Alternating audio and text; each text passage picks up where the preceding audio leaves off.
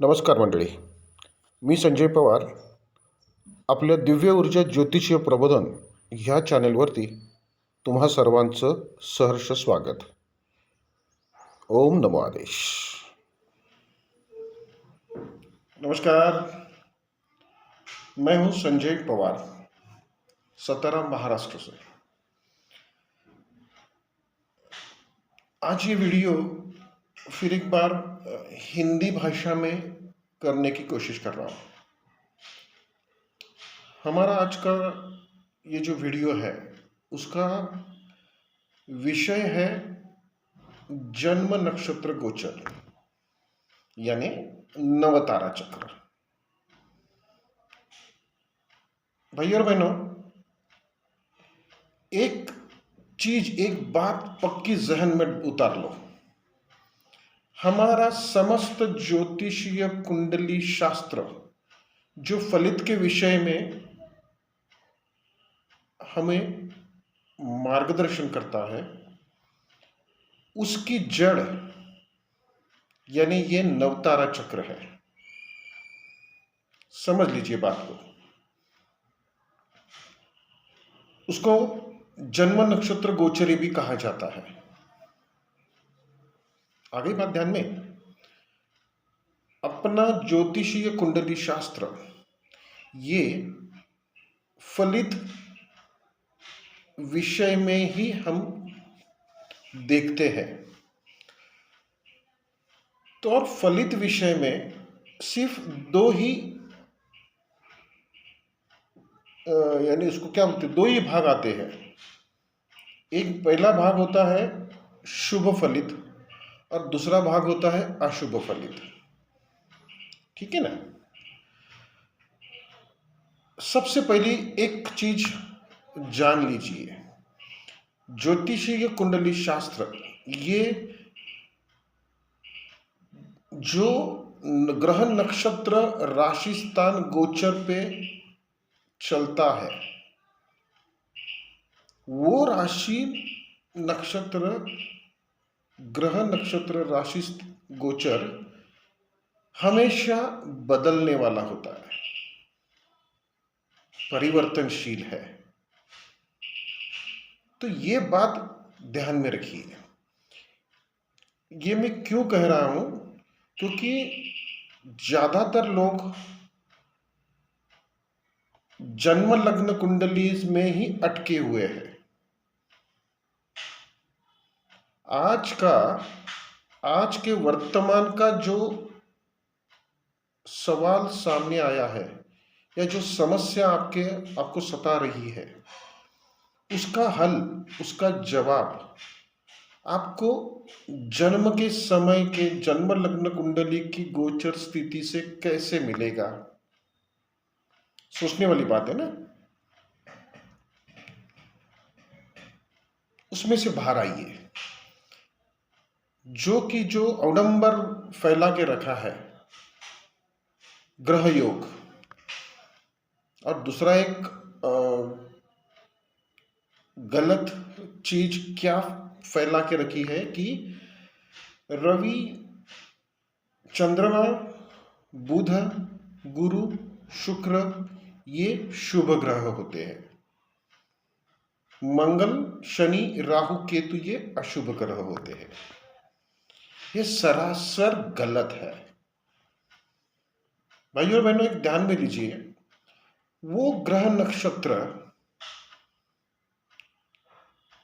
बुनियादी तौर पे शुभ या अशुभ होते हैं नहीं ना.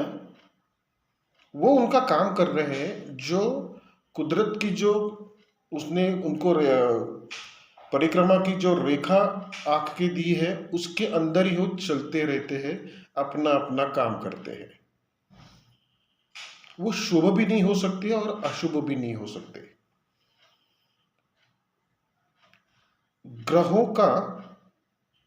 ग्रहों की जो ऊर्जा है वो डायरेक्टली हमारी तरफ नहीं आती. ग्रह नक्षत्रों की ऊर्जा हमारी तरफ सूर्य की किरणों में से हमारे तक हम तक पहुंचती है. ये तो सर्वज्ञात है ना ये, क्योंकि सूर्य की किरणों में ही हमको सप्त सप्त रंग की, सप्त चक्र की ऊर्जा मिलती है और उसी पे हम लोग जीते हैं, वही हमारा जीवन स्रोत है। बात चल रही है नवतारा चक्र की, और कुंडली में जो दो भाग देखे जाते हैं, शुभ और अशुभता की, जो आज तक हम लोग देखते आ रहे हैं कि फलाने फलाने जगह पे ये ग्रह है तो आपके लाइफ में, आपके जीवन में ऐसे ऐसी ऐसी घटना होगी। क्या सच्चाई है उसमें, कितनी सच्चाई है? हालांकि ये सबको मालूम है, फिर भी उसके ऊपर कोई काम नहीं करता। ज्योतिष कुंडली शास्त्र ये नित्य दिन संशोधन का विषय है। समझ में आ रही बात? ज्योतिषीय कुंडली शास्त्र ये जो विषय है, ये नित्य दिन संशोधन का विषय है। इसीलिए ज्योतिष शास्त्र में सबसे पहले बताया गया है कि ज्योतिष शास्त्र देखना है आपको तो कुंडली निहाय देखिए, कुंडली सापेक्ष देखिए। यानी जैस एक ही कुंडली के हिसाब से, उस कुंडली के हिसाब से ही आपको ज्योतिष देखना है। ग्रह नक्षत्रों का परिणाम किस स्वरूप में है और कब तक है। कब तक का मतलब है, अगर कब तक वो शुभ अशुभ फलित कब तक है, इसका अगर डिटेल चेक करना है तो आपको जाना पड़ेगा हर ग्रह के गोचर गति की तरफ। हर ग्रह की अपनी अपनी गति अलग अलग है ना। जैसे कि चंद्रमा हर 6 घंटे में वो जिस नक्षत्र की गोचरी में होता है, उस नक्षत्र का एक चरण हर 6 घंटे में बदलता है। ये पहली बात। दूसरी बात, वो 6 घंटे में वो जो नक्षत्र में होता है, उस नक्षत्र के जो भी चरण में होता है, और वो नक्षत्र चरण जिस राशि में होता है, उस राशि का स्थान आपकी जन्म लग्न कुंडली के हिसाब से कहाँ पे आता है। लग्न में आता है, द्वितीय में आता है, तृतीय में आता है, चतुर्थ में आता है, षष्ठ स्थान में आता है, दशम स्थान में आता है कि वही स्थान पे आता है, ये देखना जरूरी है ना। क्योंकि वो जो भी ग्रह जिस स्थान से गोचर करता है तो उसका जैसा स्वरूप होता है, स्वरूप यानी उसका नक्षत्र कौन सा है, वो कौन से नक्षत्र के कौन से चरण से जा रहा है, और वो सारी तीनों चीजें कौन सी राशि से गुजर रही है, वो राशि हमारे कुंडली में कौन से स्थान पे आती है। क्योंकि उस स्वरूप में जो फलित आता है, वो फलित केवल उस ग्रह का नहीं होता। बुनियादी तौर पे ग्रह को तो फलित ही नहीं है, बराबर ना। शास्त्र में कहा गया है कि ग्रहों को अपना खुद का फलित नहीं है। ग्रहों की फलित ये वो ग्रह जिस नक्षत्र से गोचर करता है, उस नक्षत्र के आधार से फलित सामने आते हैं। ठीक है ना। अब ये फलित में भी 5 भाग हैं, जिसको हम फलित पंचांग बोलते हैं। फलित पंचांग यानी क्या? 1 ग्रह, 2 नक्षत्र, 3 उस नक्षत्र का स्वामी, 4 उस नक्षत्र के चरण का स्वामी, और 5 राशि का स्वामी। ये पांचों का कॉम्बिनेशन फलित दे रहा होता है। उस एक ग्रह का फलित नहीं होता। हो फलित में भी बहुत सारी विविधता है। एक उदाहरण के तौर पे मैं आपको बता देता हूं। चंद्रमा को हम जल तत्व का मानते हैं, तो इसका मतलब ये नहीं कि चंद्रमा के जो 3 नक्षत्र है वो भी जल तत्व के हैं, नहीं ना। अगर चंद्रमा हस्त नक्षत्र में होगा तो चंद्रमा के खुद का तत्व है जल तत्व, और हस्त नक्षत्र का, माफ कीजिए, रोहिणी नक्षत्र में होगा। चंद्रमा का पहला नक्षत्र रोहिणी, दूसरा हस्त है और तीसरा श्रवण है। तो अगर चंद्रमा, मान लो कि अगर चंद्रमा रोहिणी नक्षत्र में है तो वहां पे चंद्रमा का जल तत्व, रोहिणी का पृथ्वी तत्व है। वही चंद्रमा अगर हस्त नक्षत्र से, यानी खुद के ही हस्त नक्षत्र से गोचर कर रहा होगा तो उसके फलित में बदलाव क्या होगा तत्व के हिसाब से, क्योंकि चंद्र खुद जल तत्व का है, मानते हैं हम लोग उनको। उसका जो दूसरा नक्षत्र है हस्त नक्षत्र, वो है वायु तत्व का। तो चंद्रमा का रोहिणी नक्षत्र का फलित किस अंदाज से होगा, और चंद्रमा का ही उसी के नक्षत्र हस्त नक्षत्र का फलित किस अंदाज से होगा। दोनों नक्षत्रों में जो पृथ्वी तत्व और वायु तत्व का जो अलगपना है, जो डिफरेंस है, वो तो फलित में आएगा ही ना आएगा। इस तरह से हम लोग फलित को कंसिडर करते हैं हर 6 घंटे के लिए, नहीं ना।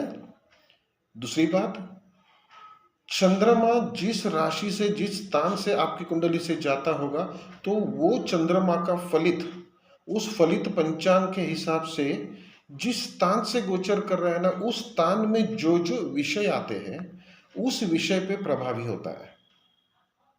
साथ में चंद्रमा जिस स्थान में है उस स्थान से जो सामने वाला स्थान है, सप्तम स्थान, उस स्थान में जो भी विषय आते हैं उस विषय को भी वो प्रभावित करता है ना। जो फलित, जो पंचांग फलित उसकी उभर के आती है, वो गोचर स्थान के विषय में भी प्रभावी होती है और उसका सप्तम स्थान में भी प्रभावी होती है। ये बात बेसिक है, मैं उसको पकड़ के नहीं चलते हम। साथ ही में और एक महत्वपूर्ण बात है कि हर एक ग्रह को एकपाद दृष्टि, द्विपाद दृष्टि और त्रिपाद दृष्टि बताई गई है। तो जो ग्रह अपने गोचर स्थान के विषय के ऊपर प्रभावी होता है, वही स्वरूप में, उसी स्थिति में, उसी अंदाज से उसके फलित कहाँ पे प्रभावी होते हैं, तो उसके सप्तम स्थान से। साथ ही साथ में उसकी जो एकपाद दृष्टि है, उस यानी गोचर स्थान से एकपाद दृष्टि जहां जहां होती है 2 स्थानों पे, वहां पे भी वो प्रभावी होता ही नहीं। दूसरी दृष्टि उसकी कौन सी है, तो द्विपाद दृष्टि, ध्यान में आई बात। तीसरी दृष्टि है त्रिपाद दृष्टि, यानी गोचर स्थान का विषय, गोचर स्थान के जो विषय है वो, उसकी सप्तम दृष्टि में जो विषय है वो, उसकी एकपाद दृष्टि में जो 2 स्थान आते हैं उसके, उस स्थान के विषय, द्विपाद दृष्टि में 2 स्थान आते हैं उसके विषय, और त्रिपाद दृष्टि में 2 स्थान आते हैं उसके विषय। यानी कुल मिला के 8 स्थानों के ऊपर उस ग्रह का प्रभाव देखने को मिलता है। समझ में आ रही है बात की गहराई, समझ में आ रही है आपकी। हम लोग क्या फलित देखते हैं, एक ग्रह कुंडली के 8 स्थानों के ऊपर अपना प्रभाव दिखलाता है, यानी 8 स्थानों में जो भी विषय आते हैं हम लोग कंसिडर करते हैं, उस विषयों पे वो अपना प्रभाव, यानी जो फलित स्थिति में होता है उस फलित पंचांग का प्रभाव ये 8 स्थानों के सभी विषयों पर होते रहता है। कब तक होते रहता है? उसकी जो गोचर गति है, उस गति के हिसाब से उसकी स्थिति में जब तक परिवर्तन नहीं होता, यानी नक्षत्र का चरण जब जैसे जैसे बदलता है, वो एक चरण में जितने कालावधि तक होता है उतना प्रभाव उसको होता ही है। जैसे चरण बदलता है वैसे फलित में भी बदलाव आता है। एक चरण में अगर रवि का चरण होगा और वो दूसरे चरण अगर वो बुध का आ जाएगा तो फलित में रवि का इफेक्ट कम होके बुध का इफेक्ट चालू हो जाएगा कि नहीं? बात समझ में आ रही है? ये मैं क्यों बता रहा हूं आपको, क्योंकि जो अवडंबर फैला के रखा है ना, लग्न स्थान का रवि फलाना फलाना फलित देता है, सप्तम स्थान का शुक्र फलाना फलाना फलित देता है, सरासर बेवकूफ बनाने की मशीन लगा के रखी है। भाई और बहनों, ये मुझे बताइए, जन्म के समय जो गोचर स्थिति है वो आप हमेशा के लिए वैसे ही देखोगे? उसमें जो बदलाव आ रहा है वो उसको कंसिडर नहीं करोगे? आपकी समस्या अभी की है, चालू वर्तमान की है, तो उसका जवाब आपको जन्म के समय की गोचरी में मिलेगा। जन्म लग्न कुंडली महत्वपूर्ण है, जरूर है, मगर कितनी? जन्म लग्न कुंडली हमें सिर्फ भावेश, उस भाव का स्वामी देखने के लिए जरूरी है, और जो समस्या है उसका विषय कौन से स्थान से संबंधित होता है, उस कौन से स्थान से जुड़ता है, वो देखने के लिए हमको जन्म लग्न कुंडली महत्वपूर्ण है। मगर जब फलित का विषय आता है तो फलित का विषय उस अंदाज से, उस गोचर स्थिति से नहीं लगाया जा सकता। सीरियसली ये इस बात को ध्यान में लीजिए, सोचिए, विचार कीजिए उसके ऊपर। अपना ये वीडियो का टॉपिक मैंने लिया था नवतारा चक्र का, उसी पे अभी आ रहा हूँ। ये थोड़ा सा, ये जो प्रस्तावना हम जो बोलते हैं ना, वो प्रस्तावना क्यों बताइए कि जब आगे जाके मैं जो अभी बताने जा रहा हूँ वो समझ में आ जाएगा आपके। सबसे पहली बात, कोई भी ग्रह नक्षत्र सभी के लिए सभी समय न शुभ होता है ना अशुभ होता है। तो ये शुभ अशुभता हम कैसे देख ले, कैसे जान ले? तो ये चीज ज्योतिष शास्त्र ने हमें अपने ही नवतारा चक्र से बताई हुई है। जैसे नवतारा चक्र आप सबको मालूम है, जन्म, संपत, विपत, क्षेम, प्रत्यय, साधक, मित्र, परम मित्र, बराबर ना? साधक, वध, परम मित्र, मित्र और परम मित्र। ये जो नवतारा चक्र है ये हर एक कुंडली का अपना अपना अलग होता है जन्म नक्षत्र के हिसाब से। जन्म नक्षत्र यानी चंद्रमा जो नक्षत्र में होता है जन्म के समय, उसको हम जन्म नक्षत्र बोलते हैं। उस जन्म नक्षत्र के हिसाब से ही ये नवतारा चक्र बनता है, क्योंकि जन्म नक्षत्र गोचरी है, वो 27 नक्षत्र का एक 9 का भाग है वो, बराबर ना? उसी 9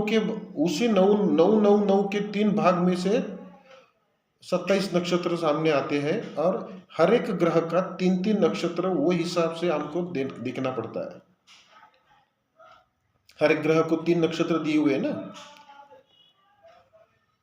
तो नवतारा चक्र में हमें ये बताया जाता है, ये दिखाया जाता है, ये सिखाया जाता है कि आपकी पूरी जिंदगी में शुभता कौन देने वाला है और अशुभता, तकलीफ कौन देने वाला है, किसके जरिए आपको वो तकलीफ आने वाली है। नवतारा चक्र का जो फॉर्मेशन हमने देखा कि जन्म, संपत, विपत, क्षेम, प्रत्यय, उसके बाद में साधक, फिर वध, फिर मित्र और परम मित्र। इसमें जो जन्म नक्षत्र के आगे तीसरे स्थान पे, पांचवें स्थान पे और सातवें स्थान पे जो नक्षत्र आते हैं वो होते हैं विपत, प्रत्यय और वध। देखो नाम में ही नकारात्मकता है। विपत यानी विपत्ति कारक, प्रत्यय यानी प्रताड़ना घटने होने वाली, प्रताड़ना कारक, और वध यानी पूरा पूरा अशुभ। इसके अलावा बाकी के 6 नक्षत्र तो हमारे लिए शुभ है कि नहीं। सोचिए 9 नक्षत्र में से सिर्फ 3 नक्षत्र अशुभ दिए हुए हैं, यानी हमारे जीवन की शुभता कितने नक्षत्रों ने संभाल के रखी है? 6 नक्षत्रों ने। यानी 27 नक्षत्रों में से 18 नक्षत्र तो शुभ है हमारे लिए, सिर्फ 9 नक्षत्र अशुभ है। तो हम तो जो अशुभता देने वाले ज्यादा है उनके बारे में सोचते ही नहीं है। हम सोचते कौन सा है? सिर्फ 9 जन का। समझ में आ रही बात? टॉपिक ध्यान में लीजिए। नवतारा चक्र में हमको जन्म से बताया गया है कि भैया तेरे लाइफ में जो भी अशुभता आएगी उसका कारण होंगे विपत, प्रत्यय और वध नक्षत्र। वो भी हमेशा नहीं, सिर्फ जिस वक्त वो विपत नक्षत्र, प्रत्यय नक्षत्र या वध नक्षत्र गोचर स्थिति में अपना सर उठाएंगे, उसी वक्त उसी गोचर स्थिति के जो मर्यादित समय लेंगे उसी समय में उनकी तकलीफ, उनसे तकलीफ हमको एहसास, बोले ना, हमको मालूम पड़ेगी। बहुत सहज, सरल, सीधा है ज्योतिष शास्त्र। सिर्फ हमारे इस ज्योतिषीय क्षेत्र में जो कुछ गिने चुने समूह है उन्होंने अपने स्वार्थ के हेतु इस सर्वांग सुंदर बहुउपयोगी शास्त्र को क्लिष्ट करके रख दिया है। बहुत उसको जड़े उल्टी सुल्टी घुसा के रख दी है और बिना मतलब का दोष उपायों का अवडंबर उभार के रखा है बिना मतलब। खैर छोड़ो, अपन नवतारा चक्र पे बात करते हैं। तो आपके लाइफ में नवतारा चक्र ही आपके जीवन भर के शुभ और अशुभता का कारक होता है। उस नवतारा चक्र को हमको सबसे पहले समझ के लेना चाहिए। मैं अपने, मेरे ख्याल से ये मेरा 152वां या 153वां वीडियो है ये। तो बाकी सारे वीडियो में मैंने यही टॉपिक समझाने की कोशिश की। हालांकि वो सारे वीडियो मराठी में है, एक आध दो हिंदी में होंगे, फिर भी देख लीजिए आप जाके। जो मेरे जो चैनल है दिव्य ऊर्जा ज्योतिष प्रबोधन, उस पर जाके वीडियो देख लीजिए। नवतारा चक्र हमें अपने जीवन में आने वाली हर अशुभता का मार्गदर्शक है। सादी सिंपल चीज करनी है। क्या करना है? देखो, आप कितनी भी एड़ी चोटी का जोर लगा दो, आप तो उस ग्रह स्थिति को बदल नहीं पाओगे, ना ही उसकी दिशा बदल सकोगे, ना ही उसको रोक सकते हो। उतनी पात्रता ही नहीं है हमें। कुदरत से क्या पंगा लेना है? इसका एक ही पर्याय होता है ना। बैलेंस कौन सा रह गया? एक ही पर्याय बाकी रह गया। जो है उसको, उसका सामना करो।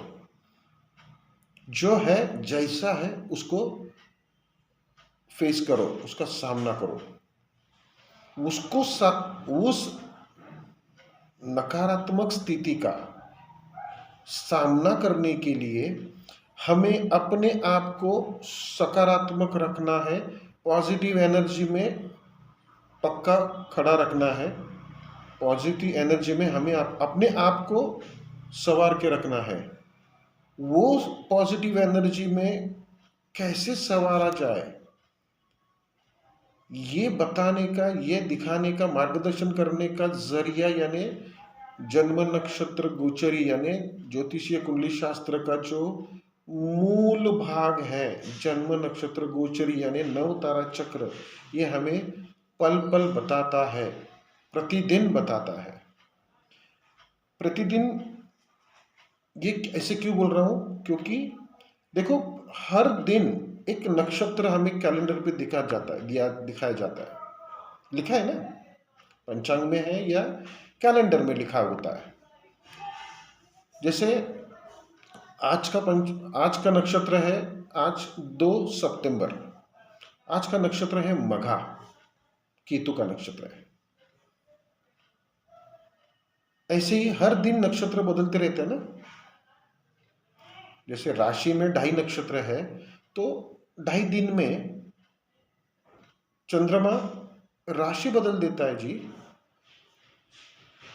तो हर एक दिन में जो नक्षत्र आता है, वो नक्षत्र अगर हम अपने जन्म नक्षत्र के हिसाब से वो नक्षत्र को अगर हम लोग विपत प्रत्यय या वध में पाते हैं, तो उस दिन को, उस डेट को हमको मार्किंग करके रखना है, रेड क्रॉस करके रखना है। क्यों?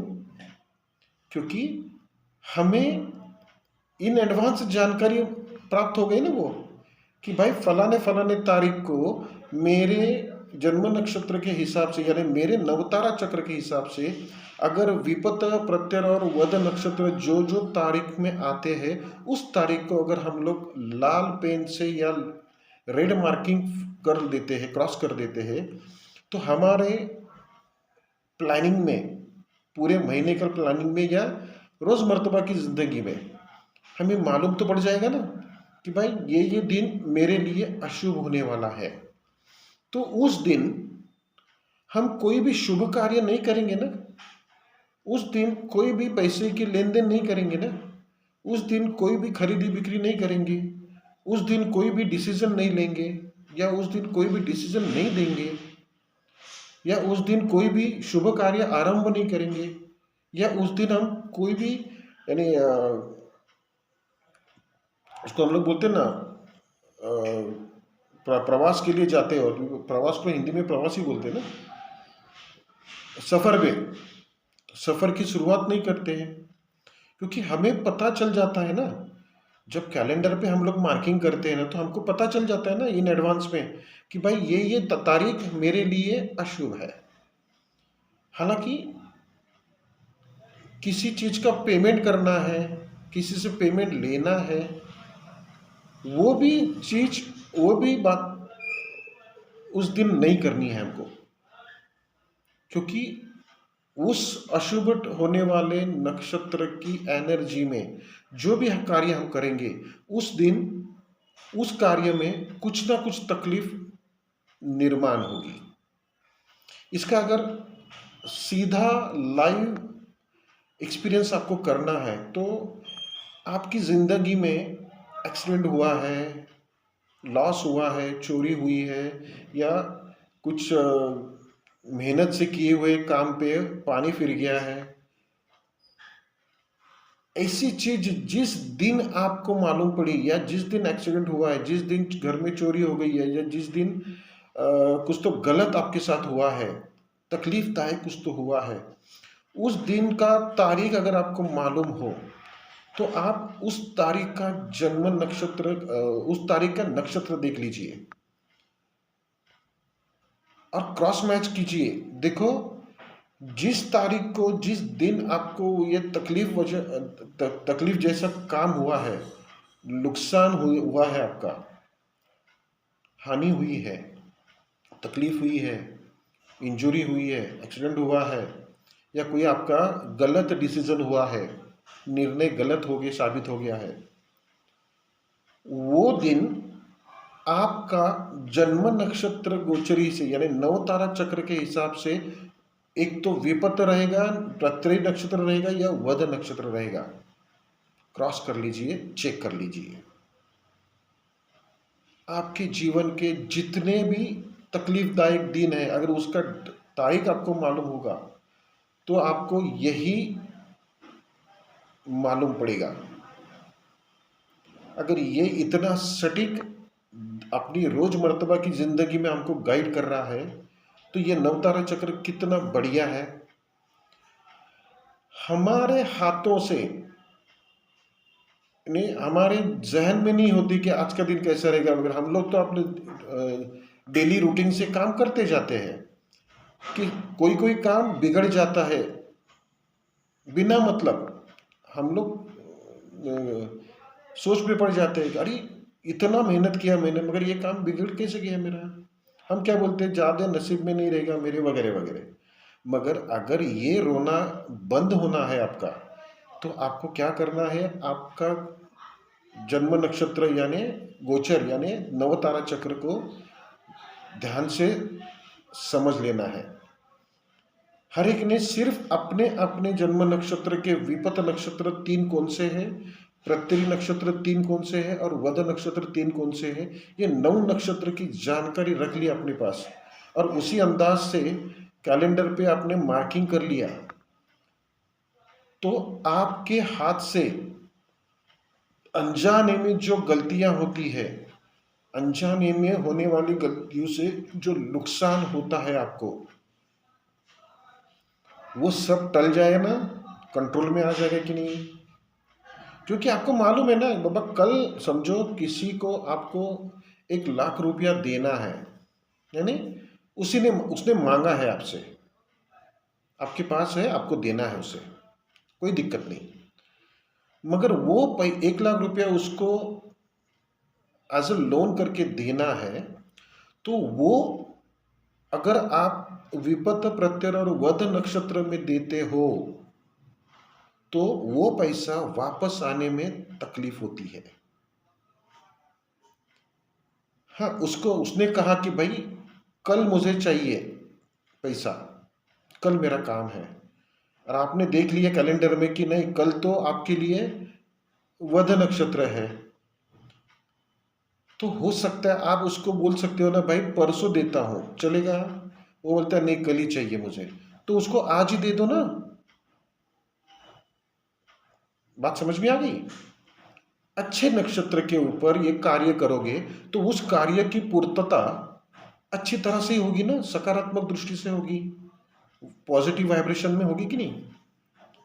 इतना महत्वपूर्ण है ये नवग्रह यानी नवतारा चक्र। इस नवतारा चक्र को हमको हमारे रोजमर्तबा की जिंदगी में सेट करना है।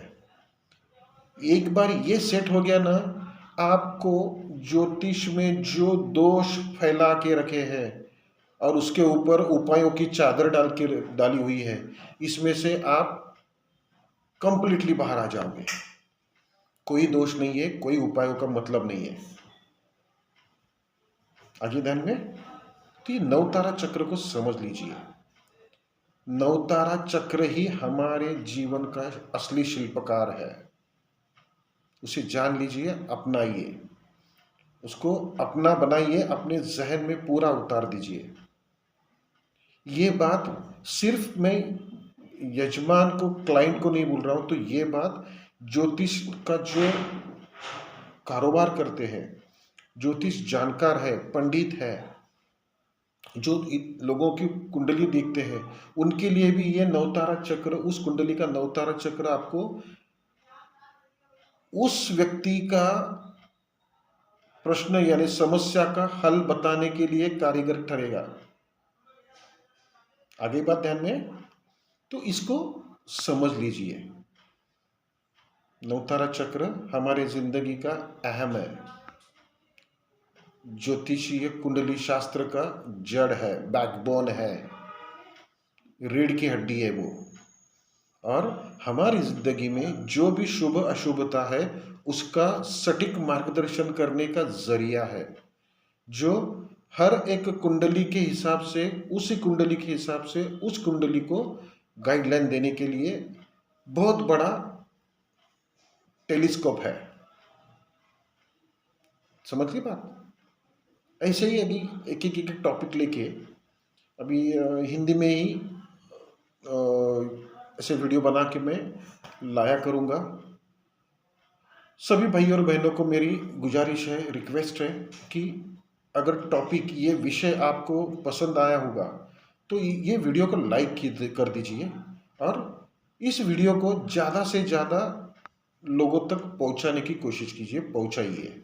आपके व्हाट्सएप ग्रुप पे, आपके इंस्टाग्राम पे, आपके फेसबुक पेज पे, आपके व्यक्तिगत कनेक्शन में संपर्क में जो भी व्यक्ति है, ज्योतिष जानकार है, आपके ग्रुप है ज्योतिषों का, आपकी संस्था है, उस संस्था में ये या इसी तरह का यानी माहितीपूर्ण वीडियो, जो इन्फॉर्मेशन पूर्ण ना फुल वीडियो है, वो शेयर कीजिए और हमारे इस चैनल को सब्सक्राइब कीजिए। ठीक है? अगर विषय आपको पसंद आया होगा तो वीडियो को लाइक कीजिए, सब्सक्राइब कीजिए और इसको ज़्यादा से ज़्यादा शेयर कीजिए। मिलते हैं अगले वीडियो में, तब तक ओम नमः शिवाय, शुभम भवतु, नमो आदेश।